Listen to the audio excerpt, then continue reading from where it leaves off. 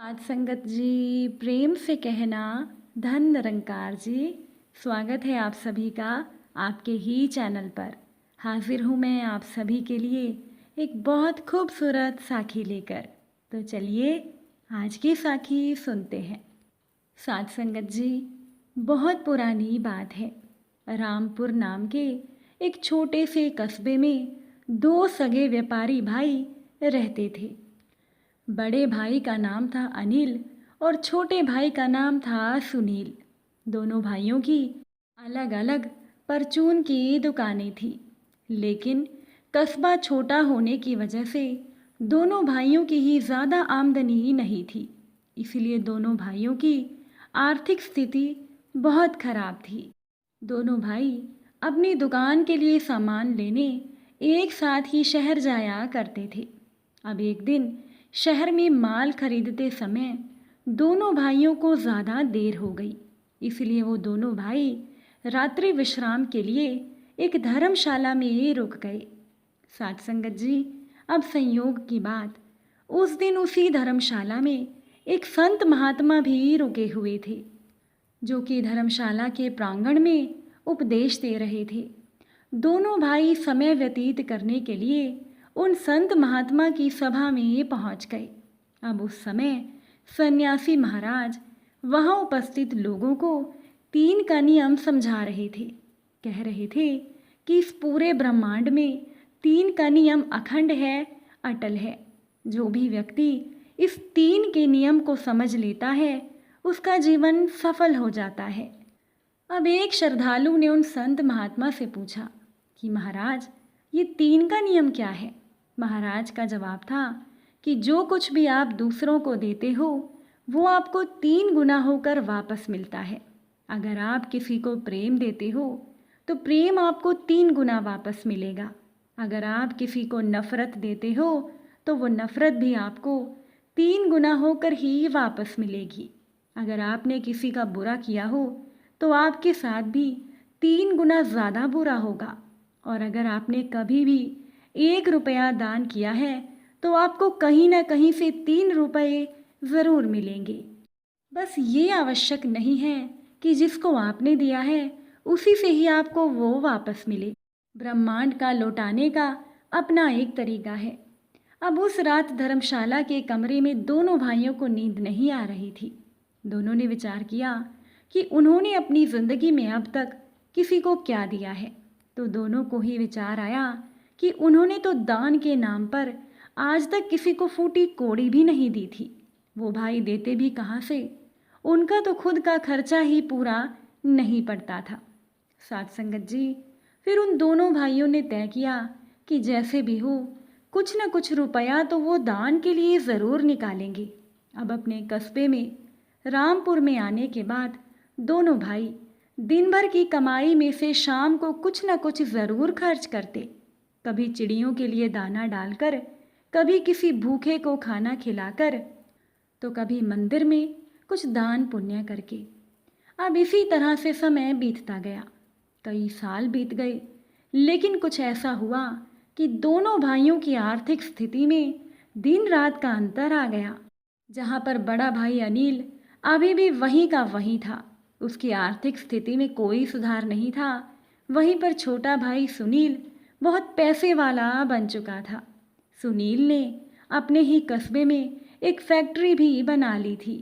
सुनील की दुकानों की संख्या भी कई गुना हो चुकी थी और उसका व्यापार शहर तक फैल चुका था।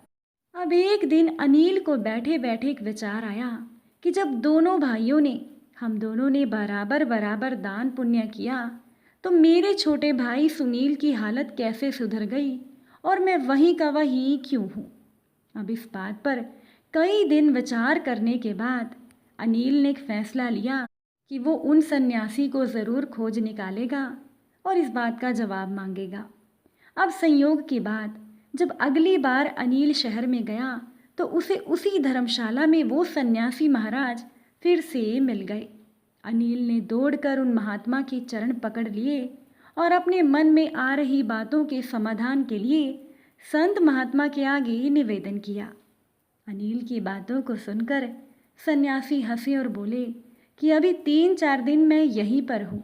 तुम एक काम करना, तुम कल अपने छोटे भाई सुनील के साथ यहाँ आ जाओ, उसके बाद ही मैं तुम्हारी शंका का निवारण कर पाऊँगा। अब अनिल ने अगले दिन रामपुर में जाकर छोटे भाई सुनील को पूरी बात बताई और उसे सन्यासी के पास चलने के लिए कहा। साथ संगत जी, सुनील तो खुद भी अपने बड़े भाई की खराब आर्थिक स्थिति से खुश नहीं था, इसीलिए वो बड़े भाई की बात मान गया और अगले दिन दोनों शाम को सुनील की कार से शहर में पहुंच गए और फिर वो उस धर्मशाला में चले गए। उस समय साधु महाराज धर्मशाला के प्रांगण में प्रवचन कर रहे थे और आज भी वो संत महात्मा लोगों को 3 के नियम का महत्व समझा रहे थे। दोनों भाइयों ने सोचा कि सभा समाप्त होने के बाद सन्यासी महाराज से मिलकर बात करेंगे और वो दोनों भाई पीछे बैठ गए। लेकिन सन्यासी महाराज ने उन दोनों को देख लिया। उन्होंने दोनों भाइयों को अपने सामने आगे आने को कहा।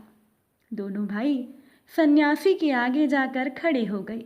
अब सन्यासी महाराज ने पहले सुनील से पूछा कि जब तुम दान पुण्य करते हो तो तुम्हारे मन में उस समय और उसके बाद क्या विचार आते हैं? सुनील ने जवाब दिया कि महाराज, मैं तो जो भी कुछ दान में देता हूँ परमात्मा के नाम पर देता हूँ और देकर भूल जाता हूँ। मैंने कभी भी देने के बाद उसके विषय में विचार ही नहीं किया। अब सन्यासी महाराज ने अनिल से भी यही सवाल पूछा। अनिल ने कहा, महाराज, देते समय मेरे दिमाग में आपकी ही बातें घूमती हैं कि जो भी मैं दे रहा हूँ वो मुझे 3 गुना होकर वापस मिलने वाला है और फिर देने के बाद मैं इंतज़ार करता हूँ कि कब मुझे वो 3 गुना होकर वापस मिलेगा। सन्यासी महाराज अनिल की बात सुनकर जोर से हंसे। उन्होंने कहा, इसका मतलब तुम्हें तो 3 से भी कहीं ज़्यादा गुना मिला है। अनिल ने हैरान होते हुए कहा, वो कैसे महाराज? सन्यासी महाराज ने कहा, तुम्हारे 3 गुना पाने की लालसा ही तुम्हारे दान का प्रतिफल बन गई। जब जब तुम्हारे दिमाग में दान का फल प्राप्त करने का विचार आया, तब यूँ समझो कि वही विचार तुम्हारे दान का फल हो गया। इसीलिए तुम आज भी वहीं के वहीं हो और तुम्हारा भाई देखो कहाँ पहुँच गया। अब ये बात अनिल की समझ में आ गई और उसे अपनी गलती का एहसास हो गया। साथ संगत जी, उन संत महात्मा के कहने का मतलब था कि ज़िंदगी में कोई भी दान पुण्य करो तो वो ईश्वर के नाम पर करो और उसके फल के बारे में कभी भी विचार मत करो। अपने मन में कोई लालसा ना रखो। अगर हम कोई भी दान पुण्य फल की इच्छा से करते हैं तो हमें उसका फल नहीं मिलता। इसीलिए दान पुण्य करो और उसे भूल जाओ।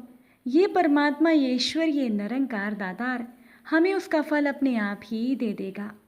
साथ संगत जी, आज की ये साखी अगर आपको अच्छी लगी हो तो वीडियो को लाइक ज़रूर कीजिएगा। आप सभी से फिर मुलाकात होगी एक नई साखी के साथ। साथ संगत जी, प्यार से कहना, धन निरंकार जी।